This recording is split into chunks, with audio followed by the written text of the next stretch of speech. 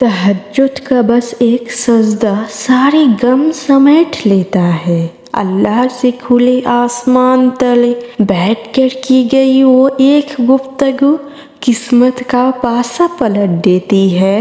رات کے اندھیروں میں سجدہ ریز ہو کر سنائی گئی وہ خاموش داستان، جس سے سننے کے لیے نہ الفاظ ملتے ہیں نہ ہی آواز۔ وہ داستان اللہ کو ساری کہانیوں سے زیادہ پیاری لگتی ہے۔ تہجد کی بے زبان دعائیں جب عرش سے ٹکراتی ہے تو تمہاری اس چپ کا شور ایسے عرش پہ گونجتا ہے جیسے کائنات میں تمہاری آواز کے سوا کوئی دوسری آواز نہ ہو۔ پھر اللہ تمہیں اسی یقین سے دھڑکتے ہوئے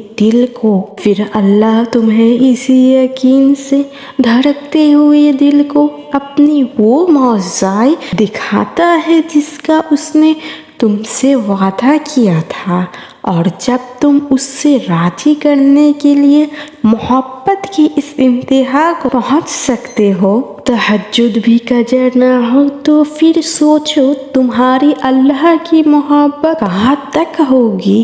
اس کی طاقتوں کا تو کوئی مقابلہ ہی نہیں۔ تم اس سے مانگنے کے لیے اس وقت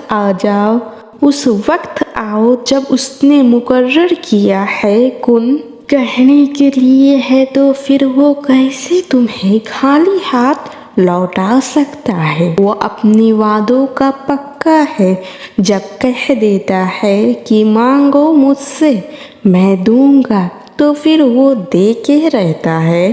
جب ہمیں یقین ہونے کا اللہ کے مطابق چلنے والی زندگی ہمارے تصور کی ہوئی زندگی سے بہت بہتر ہے تو آہستہ آہستہ ہر چیز پر صبر آ جاتا ہے۔ ہم زبان سے تو کہہ دیتے ہیں پر دل سے ہمیں تسلیم کرنے میں وقت لگتا ہے، اور جب دل سے اس کے فیصلوں کو تسلیم کر لیتے ہیں ہمیں صبر آ جاتا ہے۔ مشکل ہے صبر کرنا، راضی ہو جانا اپنی حال پہ، پر اس یقین کے ساتھ راضی ہونا کہ اللہ تعالیٰ ہمیں جس حال میں رکھتے ہیں اسی میں ہماری بہتری ہوتی ہے۔